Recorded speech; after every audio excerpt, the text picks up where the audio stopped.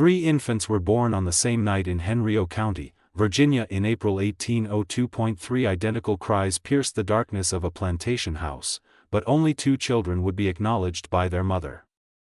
The third, darker skinned than his siblings by what witnesses described as no more than a shade off summer sun, vanished from all family records within hours of his birth. What happened in that delivery room has remained buried in courthouse documents, private letters, and the whispered testimonies of enslaved women for over 2 centuries. Local authorities never investigated. The family's name was scrubbed from most historical accounts. Tonight, we piece together what really happened when Margaret Fairmont gave birth to triplets and made a decision that would destroy everyone involved. Before we continue with the story of the Fairmont plantation and the night that changed everything, I need you to dosamething.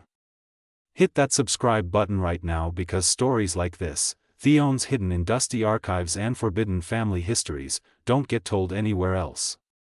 And leave a comment telling me what state or city you're listening from. I want to know where my audience is discovering these dark chapters of American history. Now, let's go back to Virginia in 1802, to a world where appearances meant survival. And one woman's fear would seal the fate of her own child. The spring of 1802 brought more than just warm weather to tobacco plantations along the James River. Henry County sprawled across the rolling hills of central Virginia, a patchwork of plantation estates, where fortunes rose and fell with each tobacco harvest. The Fairmont plantation occupied nearly 800 acres of prime river-bottom land worked by 43 enslaved people whose labor had built the family's wealth over 3 generations. The main house stood on a gentle rise. A 2-story brick structure with white columns that could be seen from the river road announcing prosperity to anyone who passed. Margaret Fairmont had arrived at this house 6 years earlier as a bride of 17, brought from her family's smaller estate in Williamsburg. She was the youngest daughter of the Sutherland family, a lineage that traced itself back to English nobility, a fact that Margaret's mother mentioned in every conversation. The marriage to Thomas Fairmont had been celebrated as a perfect match. Old money meeting established land, beauty paired with respectability. Thomas, 15 years Margaret's senior, ran his plantation with the methodical attention of a man who had inherited responsibility young and taken it seriously.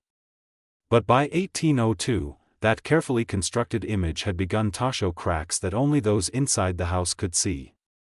Margaret had suffered 2 miscarriages in her first 3 years of marriage. The first had been mourned quietly.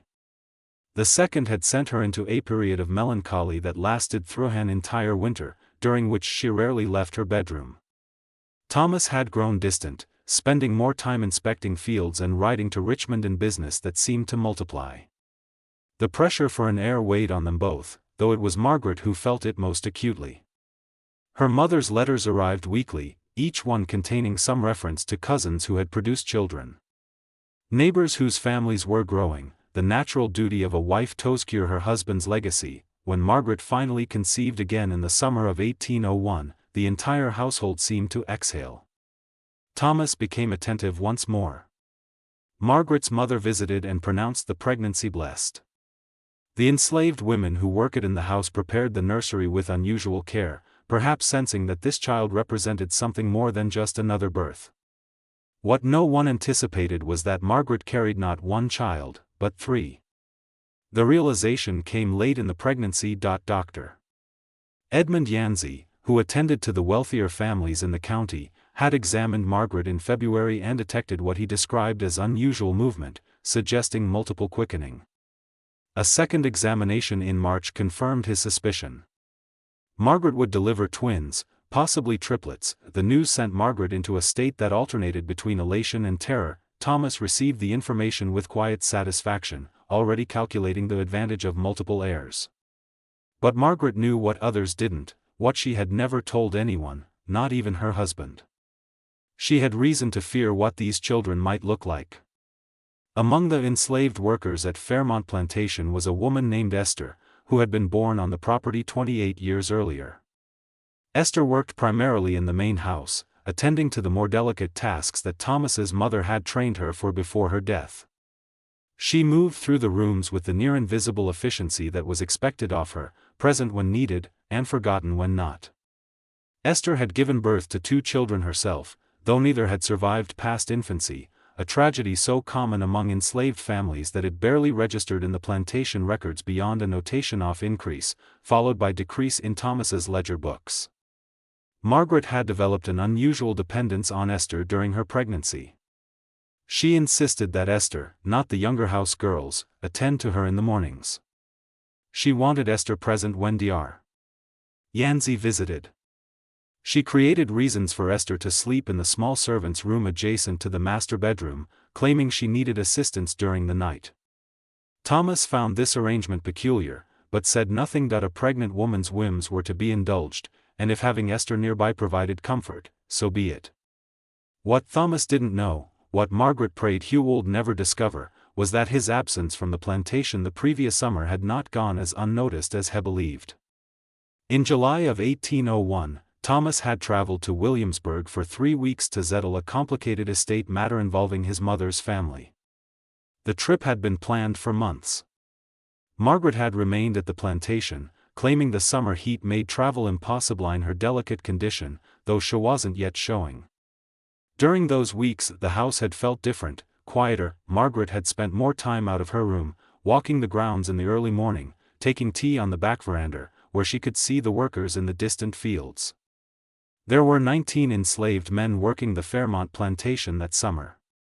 Most were assigned to the tobacco fields, some to the stables, a few to skilled positions as carpenters or blacksmiths. Among them was a man named William, who had been purchased 3 years earlier from a plantation in Maryland after Thomas needed additional skilled labor. William was a carpenter by training, capable of the fine detail work that the plantation occasionally required. He was also noticeably lighter-skinned than most of the enslaved population at Fairmont, the son of a white overseer and an enslaved woman, a fact that was noted in his sale documents, but never discussed openly. What happened between Margaret and William during Thomas's absence was never recorded in any letter, never mentioned in any document. But 9 months later, as Margaret's labor began, on the night of April 23, 1802, she knew there was a possibility, small perhaps, but real, that her children might reveal a truth that would destroy her life. The labor started just after sunset. Margaret's water broke while she was at dinner, sending the household into controlled chaos. Thomas immediately sent for Dr. Yancey. Though the doctor lived 8 miles away and might not arrive for hours, Esther was summoned to Margaret's bedroom along with another enslaved woman named Ruth who had experience with difficult births. Thomas paced the downstairs hallway as men of his position were expected to do drinking brandy and waiting for news. In the bedroom, Margaret's fear manifested as something close to hysteria. She gripped Esther's hand with painful force, her eyes wide and desperate. Between contractions, she whispered things that made no sense to Ruth, but caused Esther's expression to harden into something unreadable. "You have to help me," Margaret gasped, her face slick with sweat. "Whatever happens, you have to help me. Promise me. Promise." Esther nodded slowly, understanding something that Ruth did not. The first child arrived just before midnight. A boy, healthy and screaming with impressive strength. Ruth wrapped him in clean linen and placed him in the cradle that had been prepared. Thomas was called upstairs to see his son, his face breaking into a genuine smile for the first time in months. He stayed only briefly before returning downstairs, giving the women space to work. The second child came an hour later. Another boy, slightly smaller than the first, but equally vigorous. Thomas was called again, his satisfaction now mixed with bewilderment at his sudden abundance of heirs. "Is that all?" he asked Dr. Yancey, who had arrived just as the second child was born. "There may be a third," Dr. Yancey said, examining Margaret. "The labor continues." The third child entered the world at 2:17 in the morning. Ruth received him in her experienced hands, and for a moment the room fell into a silence that had nothing to do with the completion of birth. The infant was noticeably darker than his brothers, not dramatically so. His skin had the tone of someone who had spent a summer in the sun, perhaps, or carried Mediterranean blood, but the difference was unmistakable. Where his brothers were pink and pale, this child had a golden-brown hue that would darken further as he grew. His features, too, seemed subtly different, though he was unmistakably related to his siblings. Margaret saw him and made a sound that was half sob, half whimper. Her worst fear had manifested in flesh and blood. Dr. Yancey frowned, leaning closer to examine the child. Ruth looked between the three infants, her confusion evident, but Esther moved with sudden purpose, taking the child from Ruth's hands. "Miss Margaret needs rest," Esther said firmly. "Too much blood lost, Dr. Yancey, you should prepare some tonic. Ruth, fetch fresh linens from the chest downstairs." Her tone carried enough authority that both Ruth and the doctor responded automatically. In the brief moment when they turned away, Esther met Margaret's eyes. Something passed between them. An understanding, a transaction, a conspiracy. "The third child is weak," Esther said clearly, loud enough for Dr. Yancey to hear as he mixed his tonic, breathing poorly. "May not survive the night." Dr. Yancey turned back, observed the child in Esther's arms. The infant was in fact crying lustily. But Esther held him in a way that muffled the sound against her body. In the dim candle light, with everyone exhausted and distracted, it was possible to believe what Esther said. "Common with triplets," Dr. Yancey muttered. "The third often fails to thrive." Thomas was not called upstairs to see his third son. Instead, Dr. Yancey went down and delivered the news that while 2 healthy boys had been born, a third had arrived weak and would likely not survive until morning. Thomas received this information with a mixture of disappointment and philosophical acceptance. 2 heirs were more than most men could claim.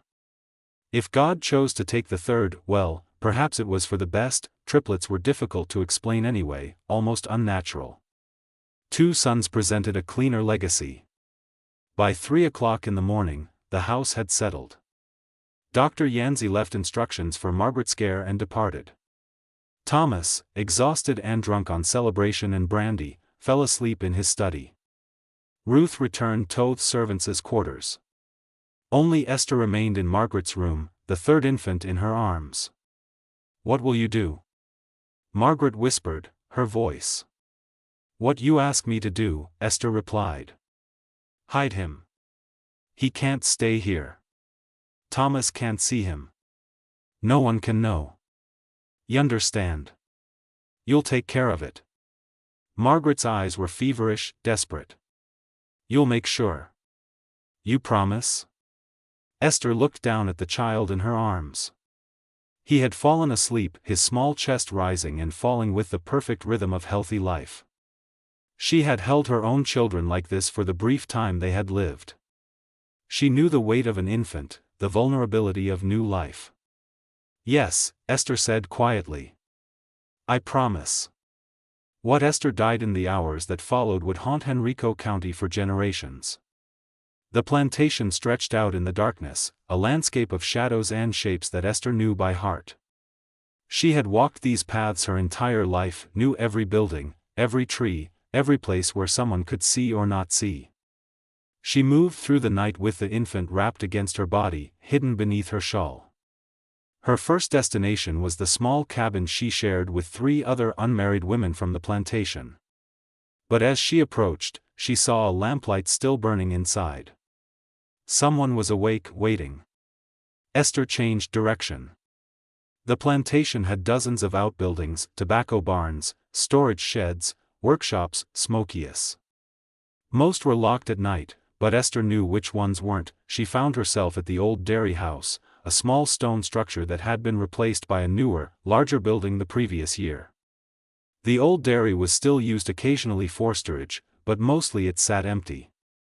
Esther slipped inside. The space smelled of damp stone and old milk, not unpleasant. She could hear mice in the walls, the sound of something dripping from a loose roof board. The infant stirred against her chest, but didn't wake. She stood there in the darkness, holding a child that wasn't hers, but somehow was her responsibility. Margaret's whispered words echoed in her mind. "Hide him. Make sure no one knows. You promised." But what did Margaret think would happen? Did she imagine Esther could simply make a newborn infant disappear? Did she expect Esther to do what couldn't be spoken aloud? The possibility hung in the air like the smell of stone and shadow. Esther knew what some women did when faced with impossible choices. She had seen it before, whispered about it in the quarters, infants who failed to thrive, children who took sick, sudden births that went wrong in convenient ways. The plantation buried small bodies regularly, the deaths noted in ledger books and forgotten by morning. One more would barely be noticed. She could do it. Smother him with a cloth, his death quick and quiet, leave him here in the old dairy. Claim had died in the night as Dr. Jense predicted. Margaret would be relieved. Thomas would never know. The secret would die with the child, buried in the family cemetery with all the other unnamed infants. Esther looked down at the sleeping face. In the darkness, she couldn't see his skin color. He was just a baby, just a child who happened to be born into circumstances beyond his control. She thought of her own children, both dead before their first year. She thought of the choice Margaret had, the power to decide which of her children deserved life and which deserved erasure. She thought of the fact that Margaret's decision had been based not on the child's health or strength or prospects, but purely on the shade of his skin, evidence of a betrayal that Margaret herself had engineered, but now wanted to erase. Esther made a decision that was both mercy and revenge. She left the old dairy and walked deeper into the plantation's territory, past the working buildings, into the area where the enslaved families lived. The cabins here were arranged in rough rows, each housing multiple families in cramped quarters. Esther approached one cabin at the far end, smaller than the others, where a woman lived alone. Dinah was 53 years old, ancient by plantation standards. She had worked in the tobacco fields until her hands became too gnarled with arthritis. And now she existed in a strange limbo, too old to work, too healthy to be dismissed as completely useless. She mended clothing, prepared herbs for the sick, watched over children when their parents worked. She had outlived 2 husbands and 4 children, her survival a mystery even to herself. Esther knocked softly. Dinah opened the door almost immediately as if she had been expecting someone. "You have something that needs hiding," Dinah said. Not a question. Her eyes moved to the bundle in Esther's arms. Miss Margaret's 3rd child. Born different from the others. Dinah's expression didn't change. She had seen too much in 5 decades to be surprised by anything. Different how? Darker. Shows his father's blood. Dinah opened the door wider and Miss Margaret don't want him. Says he's weak. Says he won't survive. But he will survive, won't he? Dinah looked at Esther with eyes that seemed to see through all pretense. If someone cares for him proper, that's why I am here. Dinah was quiet for a long moment, considering what you asking me, Esther. Spell it plain. Raise him. Keep him hidden. Tell people he's your grandson if anyone asks. You so old, nobody questions your business anymore. And when Master Thomas sees a new child in the quarters, Master Thomas, don't come down here. None of them do, unless there's trouble. Long as the work gets done, he don't care who lives in which cabin. This was largely true. The enslaved quarters operated with a degree of autonomy born of willful ignorance on Thomas's part. He preferred to deal with a few trusted overseers rather than involve himself in the daily lives of the people he owned. Children appeared and disappeared with such frequency through birth, death, sale, or escape that tracking individual lives seemed pointless to him. You know what you asking? Dinah said quietly. Raising a white man's child in secret? That's dangerous that I know. Why not just do what she wants, make him disappear proper? Esther's jaw tightened because I want to kill a child for his mother's sin. Dinah looked at the infant again, her weathered face unreadable. Finally, she reached out and took the bundle from Esther's arms. The child stirred, made a small sound, then settled against Dinah's chest as if he belonged there. What's your name? Dinah asked. Esther realized Margaret had never named him. He had been born and immediately designated for eraser, unworthy of even that small recognition. Samuel, Esther said, choosing the first name that came to mind. Call him Samuel. Samuel, Dinah repeated, testing the weight of it. All right then, Samuel it is. I'll help, Esther said. Bring food when I can, clothes, whatever he needs. This going to end bad, Dina said. But there was something almost like satisfaction in her voice, as if she enjoyed the idea of a secret this dangerous, this subversive. You know that, right? Secrets like this always end bad. Maybe, but not tonight. Esther returned to the main house as dawn began to break. She found Margaret awake, eyes hollow with exhaustion and fear. It's done, Esther said simply. Margaret couldn't finish the sentence. He won't be found. No one will know. Margaret closed her eyes, relief washing over her face. Thank you. You saved me. Esther said nothing. She had not saved Margaret. She had simply relocated the problem, turned Margaret's secret into a ticking mechanism that would eventually detonate. But she'd also saved a child's life. And in the moral calculus of plantation existence, perhaps that mattered more. Downstairs, Thomas woke to the news that his third son had died during the night, as Dr. Yancey had predicted. The child's body would be buried in the family cemetery, a small grave with no marker. This was not unusual for infants who died in their first days. Such deaths were common enough that elaborate memorials seemed wasteful, except there was no body to bury. Thomas, in his grief and relief, did not question this. Dr. Yancey, when he returned to check on Margaret, accepted Esther's explanation that the child had been taken away already, a mercy to spare the mother further distress. A small coffin was prepared and buried with appropriate ceremony, witnessed by the house servants, and blessed by the traveling minister who served the plantation community. Only Esther and Dina knew that the coffin held nothing but weighted stones. Just when we thought this secret was safely buried, life at Fairmont Plantation continued with a normalcy that felt almost sinister. Margaret recovered from childbirth with the two acknowledged sons, named Thomas Jr. and Henry, growing healthy and strong.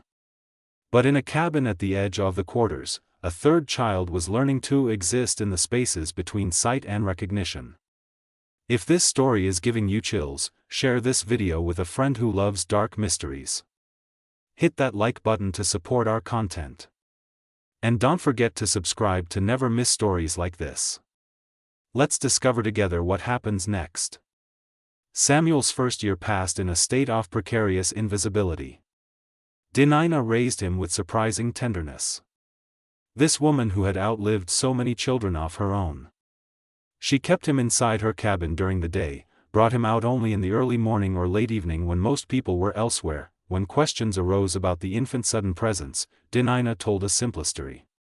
Her daughter, who had been sold away 5 years earlier to a plantation in North Carolina, had died in childbirth, and the master there had sent the child back to Dinah as an act of unexpected mercy.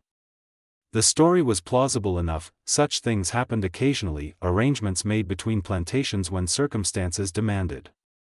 Thomas never questioned it because Thomas never inquired. As long as Dinah's presence didn't disrupt work patterns, her personal situation was irrelevant to him.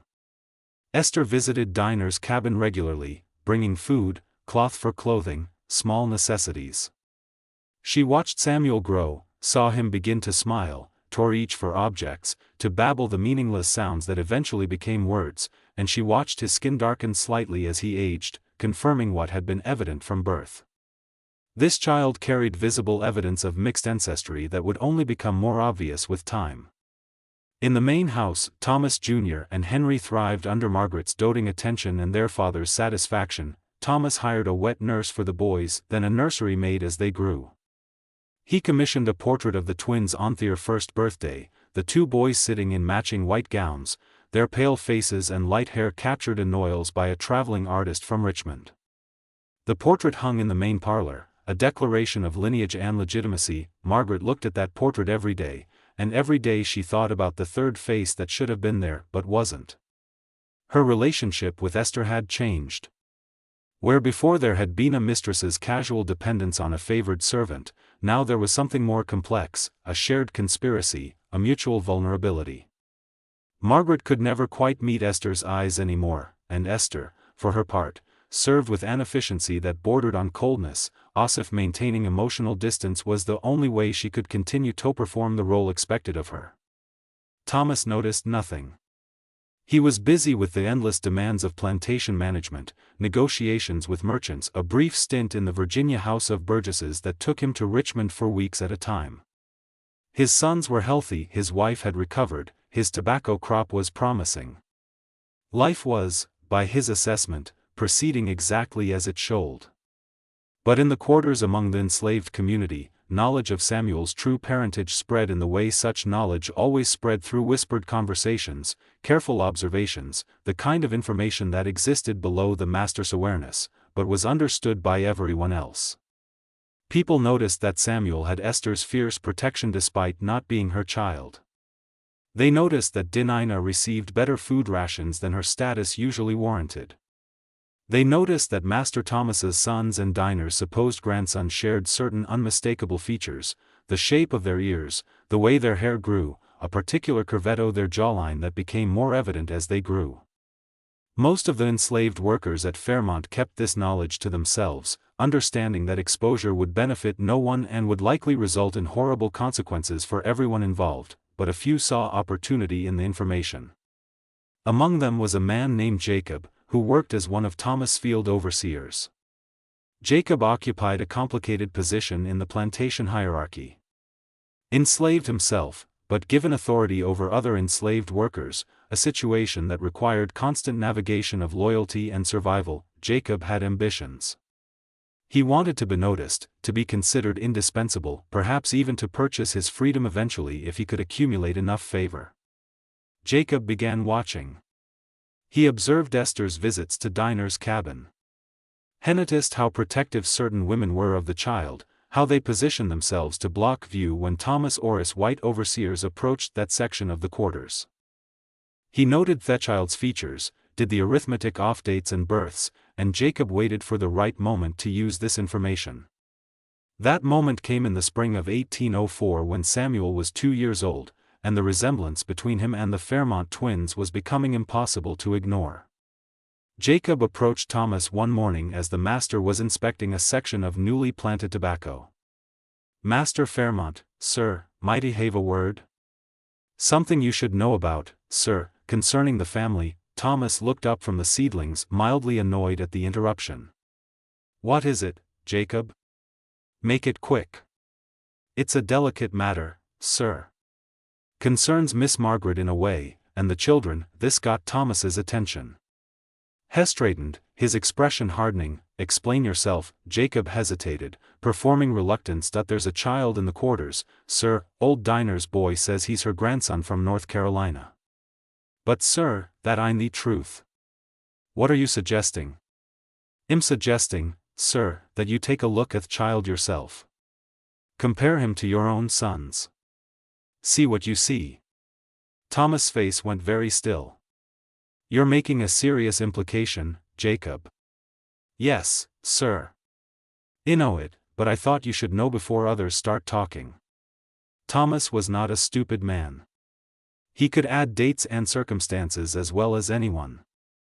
He'd thought about Margaret's pregnancy, about the third child who had supposedly died, about the unusual amount of time his wife had spent with Esther. He'd thought about William, the light-skinned carpenter who had been sold away suddenly a year ago, sent to a plantation in Georgia. At the time, Thomas had justified the sale as good business. William's carpentry skills had commanded a high price. But now he wondered if there had been another reason, some instinct he hadn't fully acknowledged. "Take me to this child," Thomas said, his voice dangerously quiet. Jacob led Thomas to Dinah's cabin. It was mid-morning, a time when most people were working, but Dinah was old enough to be excused from field labor. She was sitting outside her cabin, and on the ground beside her, playing with a carved wooden toy, was Samuel. Thomas stopped 10 feet away, staring. The child looked up, met his gaze with eyes that were unmistakably his own. The shape of the face, the set off the shoulders, even the way the child tilted his head, all of it was familiar. Thomas saw himself in this child, saw his own sons, saw his father. The resemblance was not subtle. Where did this child come from? Thomas asked, his voice shaking slightly. Dinah stood slowly, her arthritic joints protesting that my grandson, sir, my daughter's boy from North Carolina. Your daughter's been dead 8 years. Diner. I know because I sold her to the Cath's plantation in '96 and they reported her death from fever in '97. So, I'll ask you again. Where did this child come from? Dinah said nothing, her face carefully blank. Thomas looked at Samuel again, the child who had his face. He thought about the night Margaret gave birth, about the third son, who had supposedly been too weak to survive. He thought about Esther's care of his wife, about a possibility so horrifying he had never allowed himself to consider it. How old is this child? Thomas demanded. 2 years, sir. Near about born in spring of 1802. Yes, sir. Thomas felt something crack inside him, a foundation of certainty that had supported his entire understanding of his life. He turned and walked back toward the main house, his stride becoming faster until he was nearly running. Margaret was in the morning room, embroidering while the twins played nearby with their wooden soldiers. She looked up as Thomas burst in, his face flushed with rage. Get the children out, Thomas said, his voice terrifyingly controlled. Now, the nursery maid, sensing disaster, quickly gathered the boys and fled. Margaret stood, her embroidery falling forgetting to the floor. Thomas, what? Tell me about the third child. Thomas interrupted. The one who died. Margaret's face went white. What do you mean? He was weak. He didn't survive. Don't lie to me. Thomas's shout made Margaret flinch. I've seen him in the quarters. A 2-year-old boy who has a me face. Margaret's legs gave out. She collapsed back into her chair, her hands shaking. It's not possible, she whispered. Esther said she promised it was gone. Gone where, Margaret? Gone how? Thomas grabbed his wife's shoulders, forcing her to look at him. What did you do? What secret have you been keeping?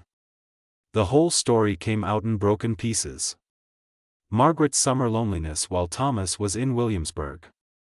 The carpenter William who had been kind to her, who had listened when she spoke, who had made her feel less alone. The relationship that had developed in the dangerous space of her husband's absence, the pregnancy that could have been Thomas's or might have been William's. The birth of 3 sons, one of whom was too dark to acknowledge. I was frightened, Margaret sobbed. I didn't know what to do. I thought if anyone saw him, they would know and it would destroy everything. You would cast me out. My family would disown me. I would lose my sons. So, you gave him away. Thomas's voice was ice. You gave away my son. My son Margaret. Whatever else he is, he's mine. Mine. This was what Margaret hadn't understood in her panic. She had seen the child as evidence of her betrayal, something Tobe hidden or erased. But Thomas saw him as property, as lineage, as his, regardless of the circumstances of conception. In the twisted logic of plantation society, the child was Thomas's because everything on the plantation was Thomas's. The land, the tobacco, the people, the children. Margaret's infidelity was a betrayal certainly, but it didn't change the fundamental ownership structure that governed Thomas's world. Where is Esther? Thomas demanded. Esther was summoned to the morning room. She came slowly, knowing what awaited her. Thomas stood by the fireplace, his fist clenched around the mantel so hard his knuckles were white. Margaret sat collapsed in her chair, no longer crying, her face blank with shock. You took the child, Thomas said. You were supposed to dispose of it, but you took it to Dinah instead. Why? Esther met his gaze steadily.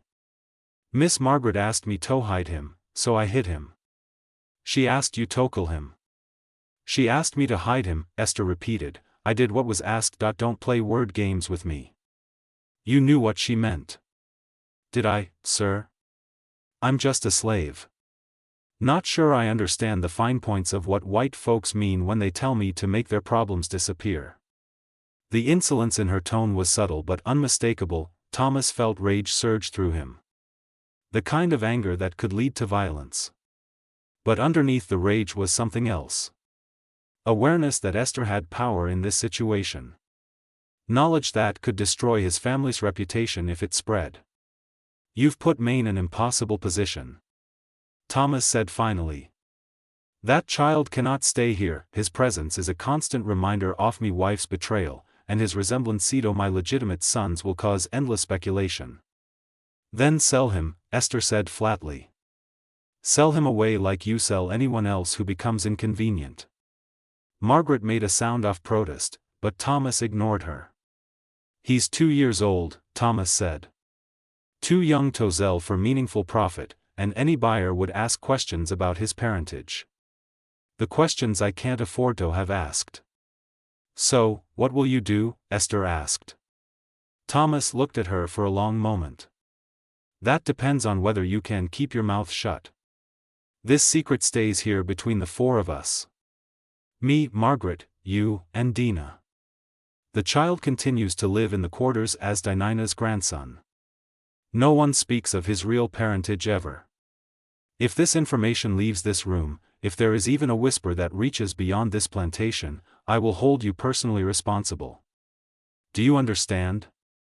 "Yes, sir." "I could have you whipped for this," Thomas said quietly. "For concealing information, for disobeying orders, for your insolence today." "Give me one reason I shouldn't." "Because then you'd have to explain why," Esther replied. "And that's a conversation you don't want to have." They stared at each other, master and slave, caught in a web of mutual compromise that inverted all the usual power dynamics. "Get out," Thomas said finally. "And send Dinah to me. We need to establish some rules." Dinah came to the main house, walking slowly, her face resigned. She had known this day would come eventually. Secrets this large never stayed buried forever. Thomas met her in his study, a room lined with ledgers and law books, the administrative heart of the plantation. "The child stays with you," Thomas said without preamble. "But there will be conditions. He does not come near the main house. He does not play with Mysons. He does not attend lessons, does not eat at any table where he might be seen by visitors. As far as anyone from outside this plantation is concerned, he's your grandson from North Carolina, nothing more. Is that clear?" "Yes, sir, you will receive extra rations to care for him. But understand this, Dinah.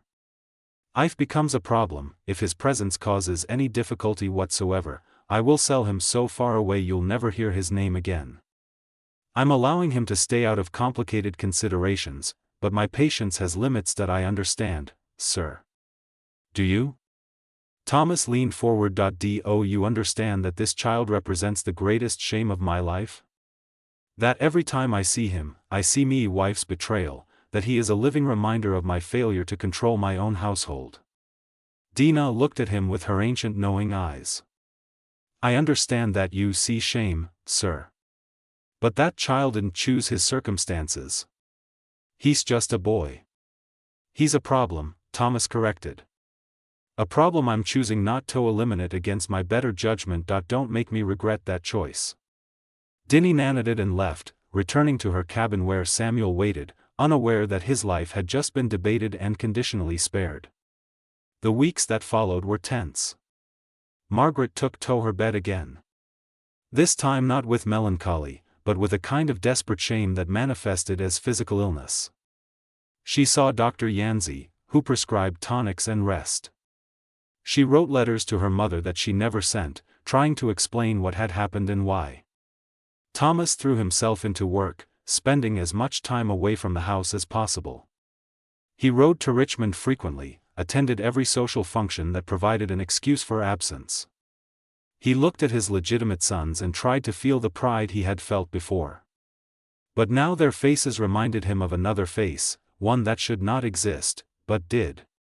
And in the quarters, Samuel continued to grow, unaware of the chaos his existence had caused, protected by an old woman who had decided this was the one fight she wouldn't surrender. The arrangement Thomas had imposed might have held if plantation life existed in isolation, but no plantation was truly isolated, and secrets had a way of spreading like tobacco blight, invisible until the damage was already done. The problem began with visitors.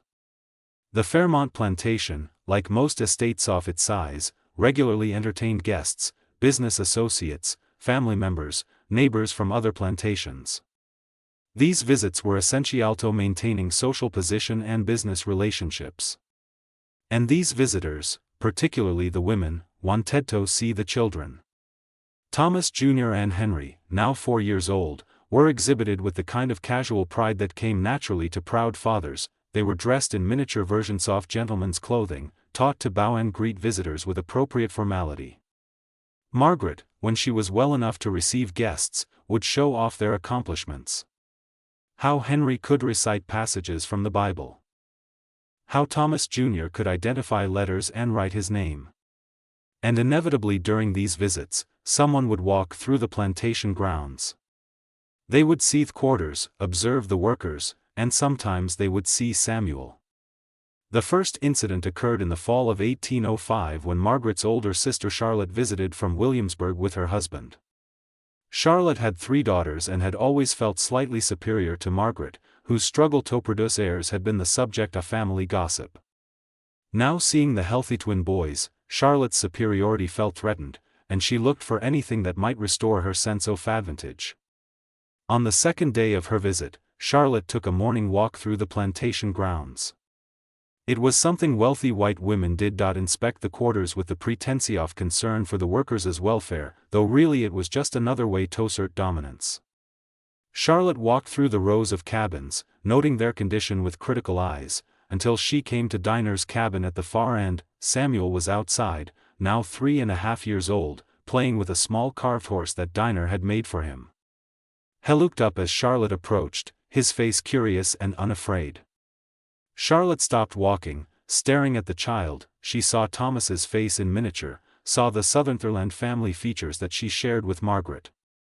The child was darker than he should be, certainly, but the resemblance was undeniable. Whose child is this? Charlotte demanded. Dinah emerged from the cabin, moving toplace herself between Charlotte and Samuel. My grandson, ma'am, from North Carolina. Your grandson? Charlotte repeated skeptically. How convenient. Tell me, when exactly did this grandson arrive? 3 years back, Mom.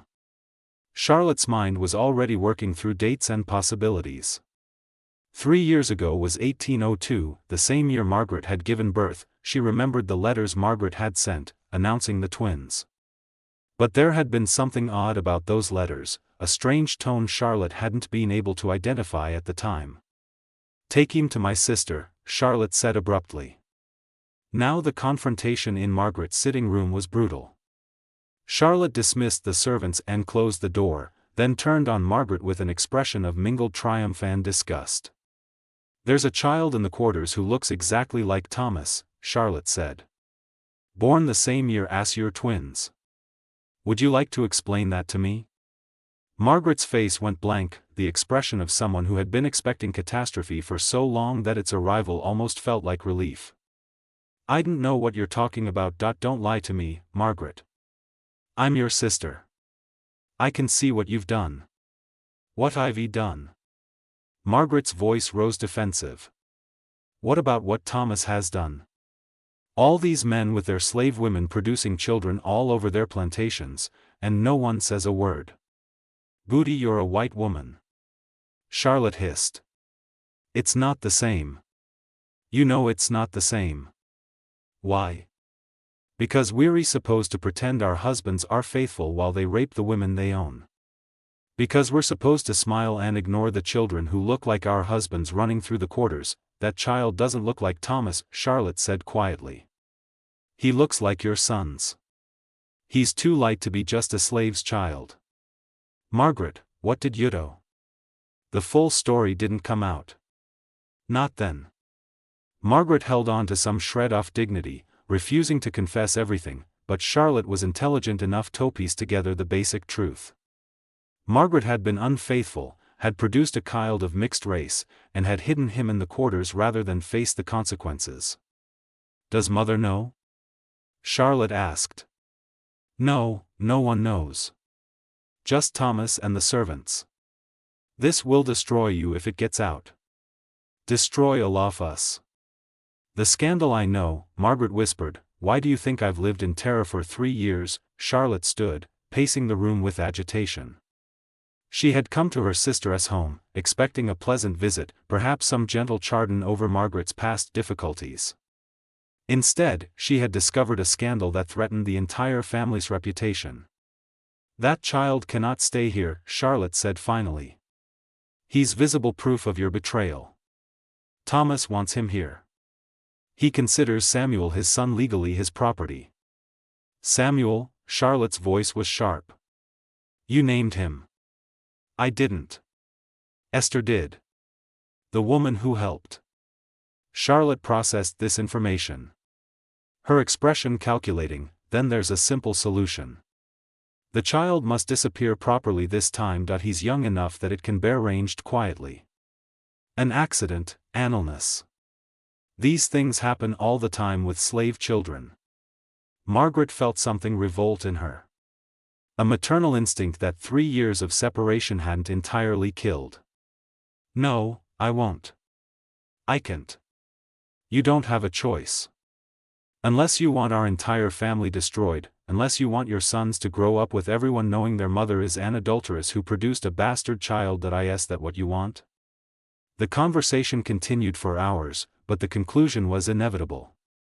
Charlotte was right. Samuel's continued existence was a threat, and Margaret, exhausted by years of fear and guilt, couldn't find the strength to fight anymore. When Thomas returned that evening, he found his wife and sister-in-law waiting for him in his study, a united front of grim determination. We need to discuss the child, Charlotte said. The one in the quarters. Thomas's expression darkened. That's not your concern, Charlotte. Itis when it affects my family's reputation. Margaret has told me everything, and we agree. The child must go. I've already made my decision about this, Thomas said coldly. He stays under controlled conditions, but he stays. Why? Charlotte demanded. Out of some misplaced sense of paternity, he's evidence of your wife's betrayal. Every day he remains here is a humiliation to you. Thomas looked at Margaret who couldn't meet his eyes. Is this what you want? For your son to be removed? He's not my son, Margaret said. But her voice broke on the words. Not really. He can't be. But he is, Thomas said quietly. That's the problem, isn't it? He's mine whether I want him or not. And I don't kill what's mine. Then sell him, Charlotte pressed, far away, to someone who will never connect him to this family. He's 3 years old. Who buys a 3-year-old child? Plenty of plantations need young workers, or there are families in the city who take in children as household servants. It can be done quietly for the right price. Thomas stood silent for a long moment, wrestling with conflicting impulses. The practical part of him recognized that Charlotte was right. Samuel's presence was dangerous.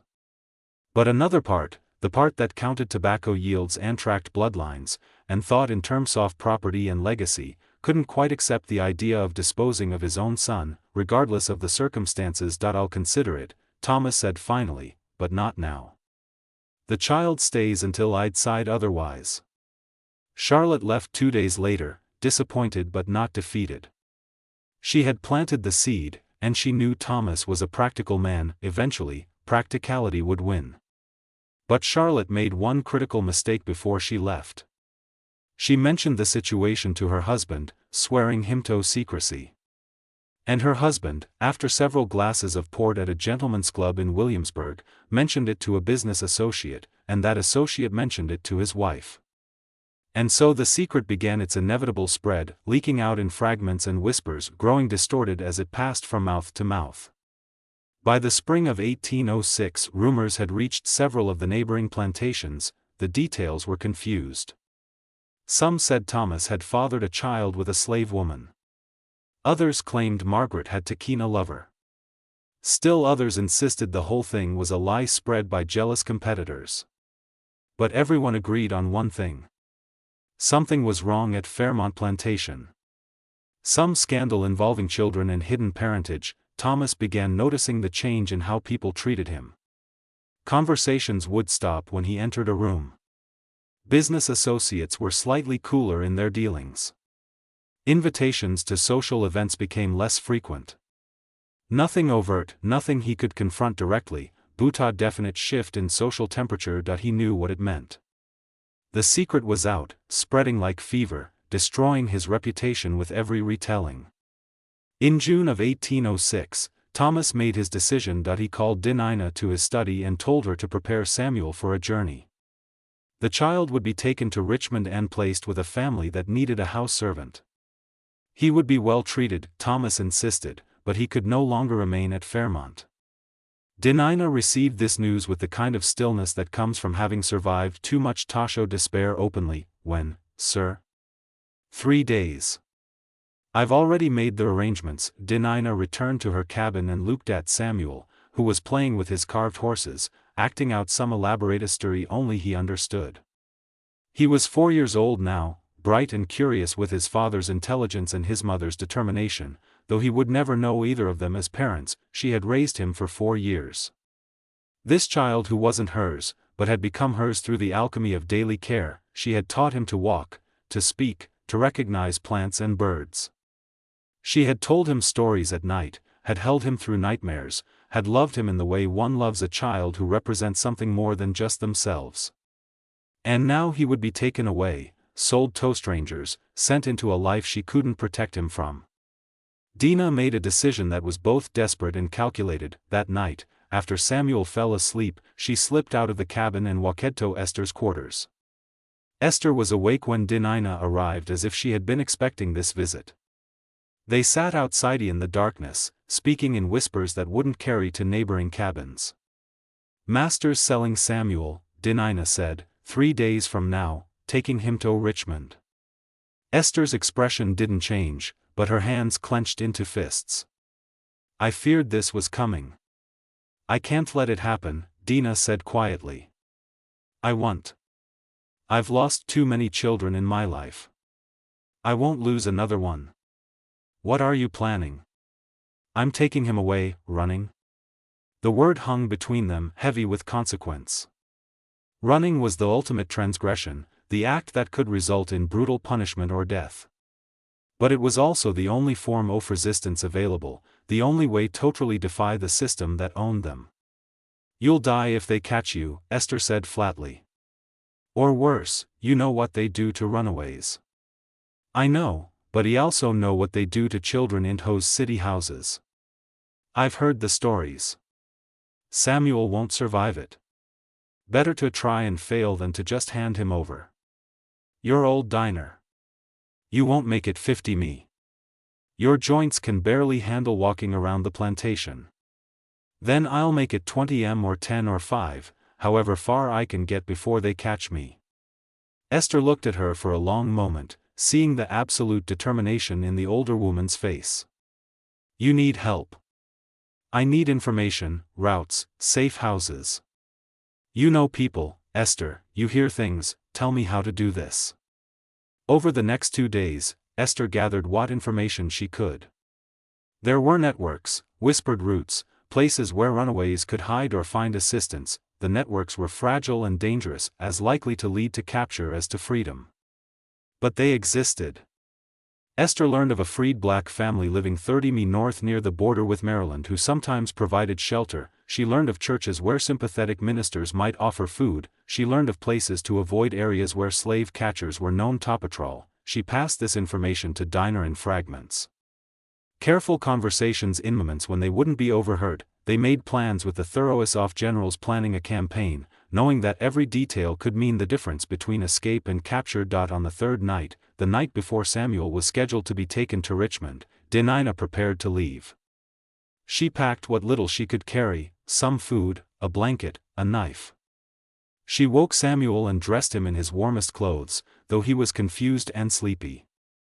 "Where are we going, Grandma?" he asked, using the title that had become natural to him. "On an adventure," Dina said, keeping her voice light despite the fear coursing through her. We're going to see new places. Will we come back? Maybe, Dina said, the line necessary, maybe someday. They slipped out of the cabin just after midnight when most people were deeply asleep. The plantation was dark, except for a few scattered lights in the main house. Dina held Samuel's hand and moved as quickly as her old body would allow, heading not toward the road, but into the woods that bordered the eastern edge off the property. They had made it perhaps half a mile when Samuel stumbled and fell, crying out in pain. Dina helped him up, found that he had twisted his ankle on a route. He could walk but slowly, and he was starting to cry in earnest now, the adventure turning frightening. Hush, baby, Dina whispered urgently. We have to be quiet. It's part of the game. But the delay had cost them precious time, and Samuel's injury meant they were moving far slower than planned. By the time dawn began to break, they had covered less than 3 miles. Dina knew it wasn't enough. The alarm would be raised soon and dogs would be sent to track them. She found a thick grove of trees and pulled Samuel into it, hiding them both under the blanket and low-hanging branches. Samuel had fallen asleep again, exhausted by the night's walk. Dina held him and prayed to a God she wasn't sure listened to people like her. Back at the plantation, the alarm was indeed raised. Thomas discovered Dina's absence when he went to collect Samuel for the journey to Richmond. The empty cabin told its own story. Thomas's rage was immediate and volcanic. He called for his overseer, for the dogs, for a hunting party to be assembled immediately. Find them, Thomas ordered. I want that woman brought back.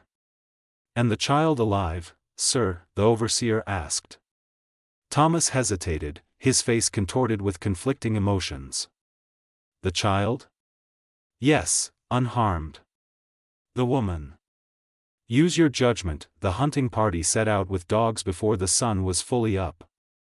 The hounds picked up the scent quickly, trained as they were for exactly this purpose.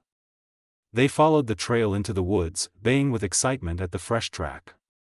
Dina heard the dogs and knew it was over. She woke Samuel and tried to explain, tried to prepare him for what was coming. But how do you explain capture and consequences to a 4-year-old child? I need you to be brave, Dina told him, holding his face between her weathered hands. Whatever happens, remember that I love you. Remember that you're worth more than they say you are. You understand me, Samuel. You're worth everything. Samuel nodded, not understanding, but sensing the gravity of the moment. The hunting party found them within the hour. 6 men on horseback, 2 with rifles, the dogs straining at their leashes. They surrounded the grove where Dina and Samuel hid, cutting off any possibility of further flight. Come out, the overseer called. It's over, Dina. Don't make this harder.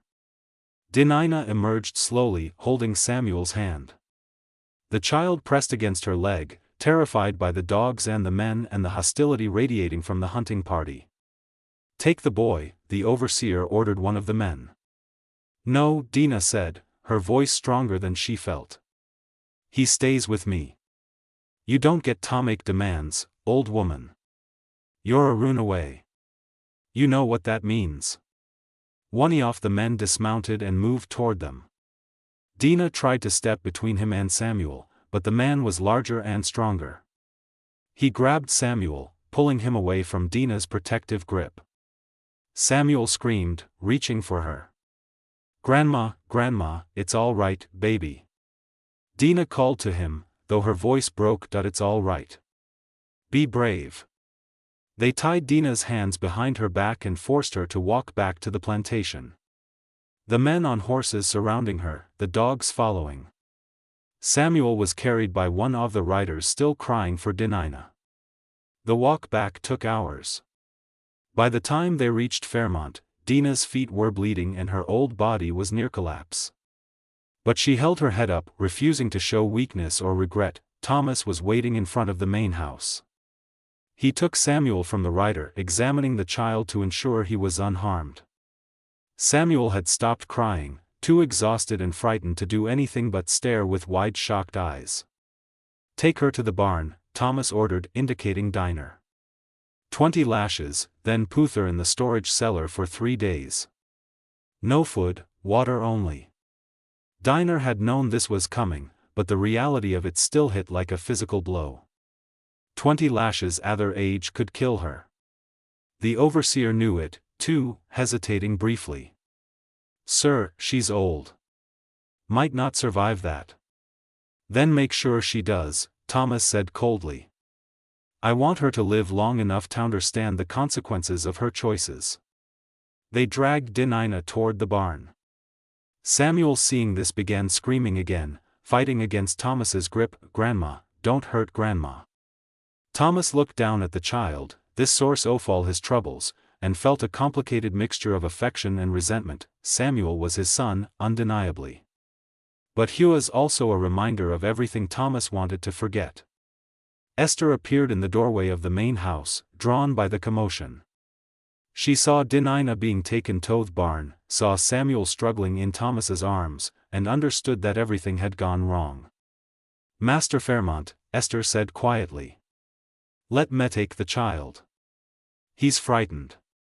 Thomas looked at her. This woman who had started all of this by choosing mercy over obedience, you knew about this, didn't you? About Dinah's plan to run? No, sir. Don't lie to me, Esther. You've been helping her all along. I gave you her information, sir. That's all. I didn't know she'd actually run. Thomas could have her whipped, too. Could punish everyone involved in this conspiracy. But he was tired. So tired of this situation and all its complications. Take him, Thomas said, handing Samuel to Esther. Keep him in the quarters. I'll deal with all of this tomorrow. Esther took Samuel, who clung to her desperately. She carried him away from the barn, away from the sounds that were about to begin, shielding his ears and trying to provide what small comfort she could. In the barn, Dinah was whipped. 20 lashes delivered with the cold efficiency of routine punishment. She screamed at first, then fell silent, conserving what strength remained. When it was done, they left her bleeding on the barn floor, too damaged to move. She would survive, barely, but Dinah would never walk without pain again, and the infection from her wounds would sicken her for months. The woman who had tried to save a child through flight would spend the rest of her shortened life as a cautionary tale about the price of resistance.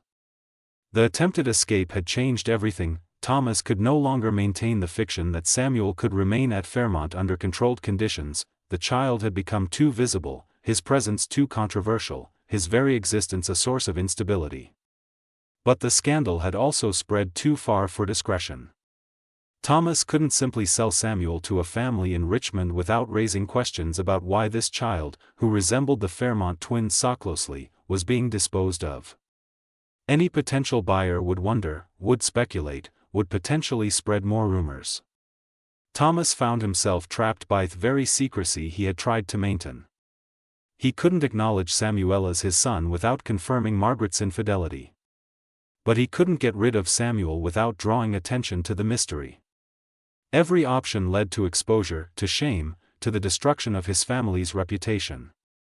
He spent weeks wrestling with the problem, drinking more heavily, avoiding both Margaret and Samuel, trying to find a solution that didn't exist. The answer, when it came, arrived in the form of a letter from Charlotte. His sister-in-law had been making inquiries using her connections in Williamsburg and Richmond, seeking a way to resolve the situation quietly. She had found, she wrote, a missionary family traveling to the Western Territories, seeking to establish a church in the Ohio Valley. They were looking for children to take with them, orphans, unwanted children, anyone who needed a fresh start far from civilization. They ask no questions about parentage. Charlotte wrote, they care only about providing Christian education to children in need. This could be the solution you've been seeking.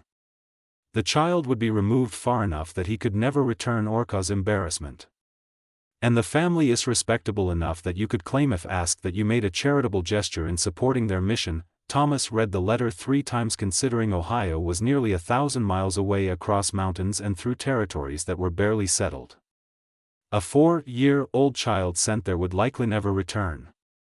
There would be no possibility of future complications, no chance encounters, no awkward questions. Samuel would simply disappear into the vastness of the western frontier.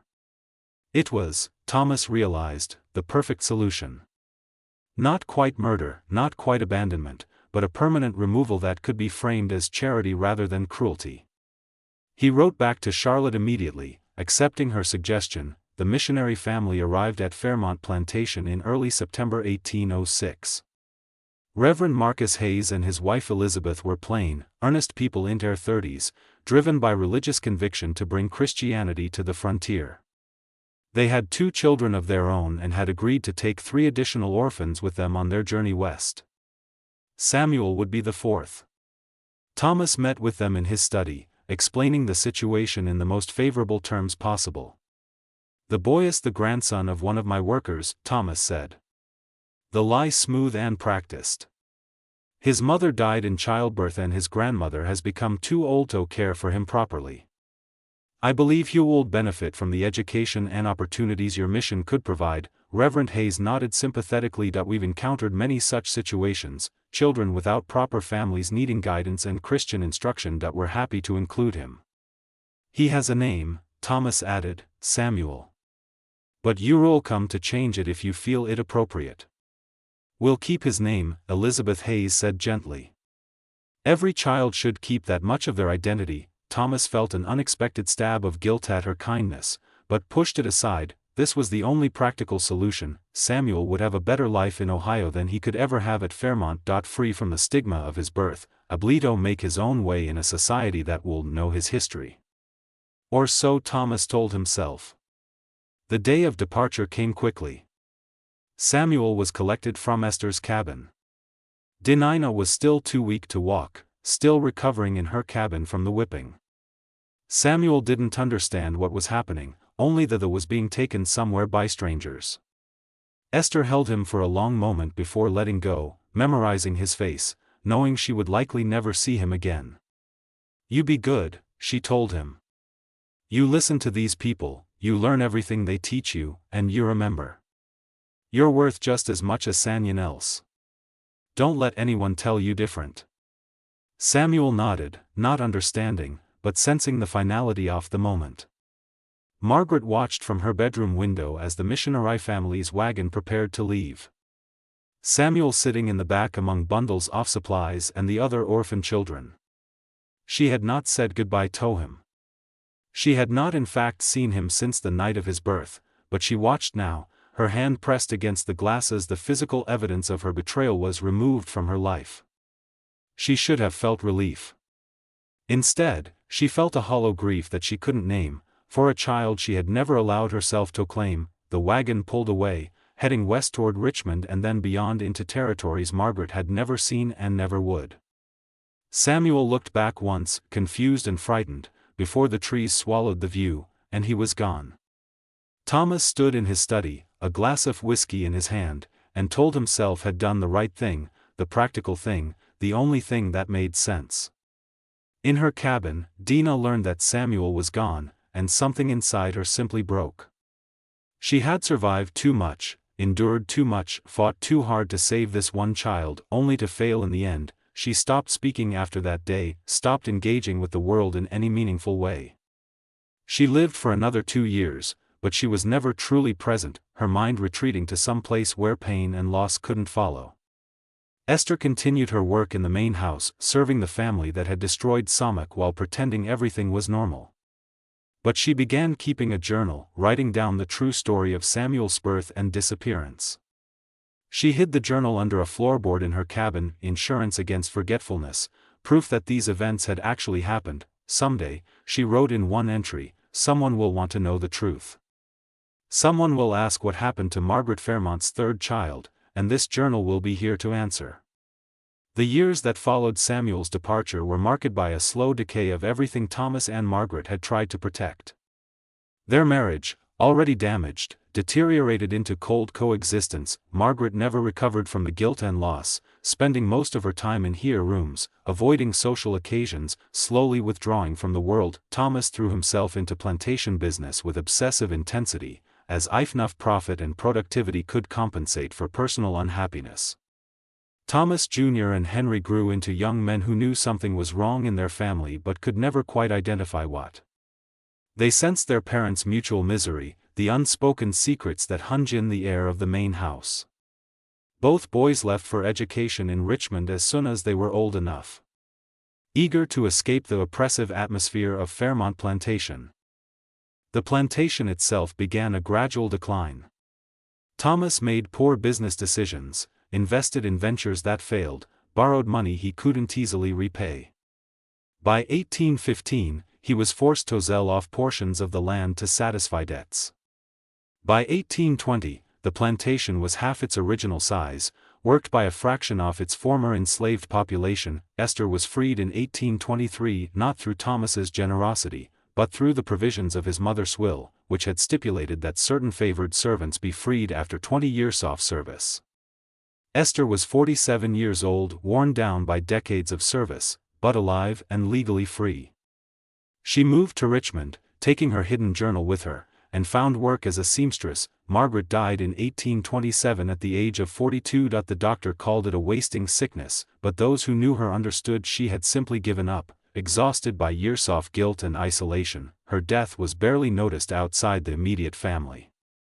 She was buried in the family cemetery, not far from the empty grave that supposedly held her third son.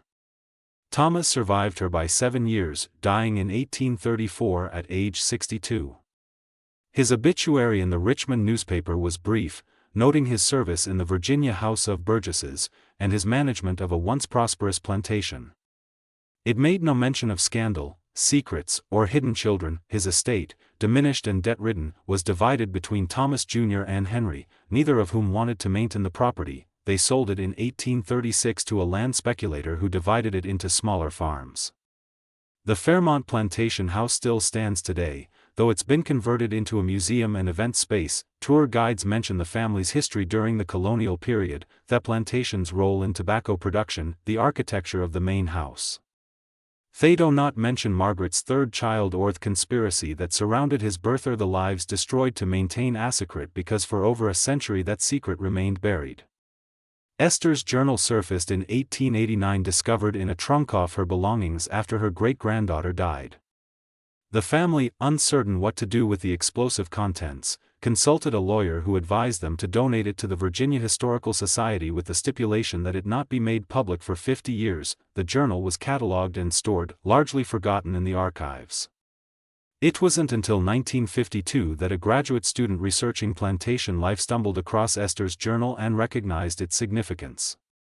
The story of Margaret Fairmont's triplets and the dark-skinned child who was hidden then sent away was finally revealed to historians and researchers. Attempts were made to trace Samuel's fate to find out what had happened to the child sent west with the Hayes missionary family. Records from the Ohio missions of that period were incomplete and poorly maintained. The Hayes family could bet race to Ohio Territory, where they established a small church near present-day Cincinnati, but after 1810, the records become unclear. Children died frequently on the frontier from disease, accidents, the harsh conditions of pioneer life. There is one tantalizing possibility, though nothing can be confirmed. In the 1850 census for Ohio, there is a record of a man named Samuel Hayes, age 48, listed as a school teacher in a small frontier town. The age would be approximately correct, and the surname suggests he was raised by or adopted into the Hayes family. But without definitive proof, without any documentation linking this Samuel Hayes to the child born at Fairmont Plantation, historians can only speculate. If it was him, if he survived his childhood and built a life in Ohio, then Margaret's darkest secret had an ending she never imagined. The child she discarded as too dark, too dangerous, too damaging to her reputation, might have lived a long and productive life, free from the plantation system that had condemned him at birth, able to claim an identity beyond the circumstances of his conception. Or perhaps he died young, another unnamed victim of frontier hardship, his existence and death equally invisible to history. We'll never know for certain. Clear's throat, that's the nature of hidden histories, stories that were meant to be erased. The documentation is incomplete. The witnesses all dead. The truth obscured by time and intentional destruction of evidence. What we do know is this. 3 children were born on April 23, 1802 at Fairmount Plantation in Henrio County, Virginia. 2 were acknowledged, raised as heirs, given every advantage their father's wealth could provide.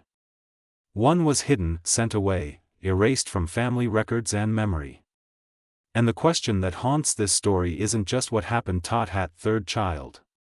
It's how many other children in how many other plantation houses were disappeared for similar reasons. How many secrets were buried under floorboards and empty graves? How many lives were destroyed not by malice but by fear? Fear of scandal, fear of social consequence, fear of acknowledging the complicated, brutal reality of plantation life. Margaret Fairmont's story is disturbing, not because it's unique, but because it probably wasn't. The specific details may be unusual. Triplets, the dramatic resemblance, the documented conspiracy, but the underlying situation was common. Plantations were places where sexual exploitation was routine, where children of mixed race were born constantly, where white families struggled to maintain the fiction of racial purity while living in intimate proximity with the people they enslaved. The horror of this story isn't supernatural. It's human.